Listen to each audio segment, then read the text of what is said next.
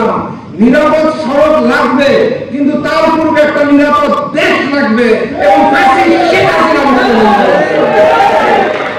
আমি যদি আজকে এই মঞ্চে দাঁড়িয়ে বলতে চাই যে 24শে জুলাই গণঅভ্যুত্থানের সূচনাটা এই নিরাপদ সড়ক আন্দোলন দিয়ে হয়েছিল, তাহলে মিথ্যা কথা বলা হবে না।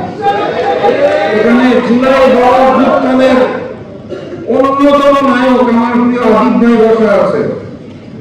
আমি জানি না উনি স্বীকার করবে কিনা, কিন্তু আমার কাছে মনে হয় সেই সময় নিরাপদ সড়ক আন্দোলন এবং কোটা আন্দোলন, এই যে তারুণ্যের মধ্যে উদ্দীপনা সৃষ্টি হলো, সেই উদ্দীপনাটার বিস্ফোরণ আমরা পেয়েছিলাম 24শে জুলাই গণঅভ্যুত্থানে।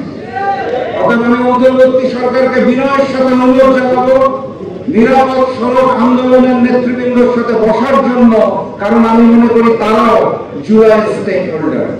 তাদের থেকে কথা শোনা প্রয়োজন, সড়কটাকে কিভাবে নিরাপদ করা প্রয়োজন সেটা তাদের থেকে শোনা দরকার। কারণ আপনারাই সেই স্টেক হোল্ডার যারা 7 বছর ধরে ঘরের খেয়ে বনের মোষ তাড়াচ্ছেন না, সড়কের যে সকল দুর্নীতি এবং বিশৃঙ্খল অবস্থা আছে সেটাকে তাড়াচ্ছেন।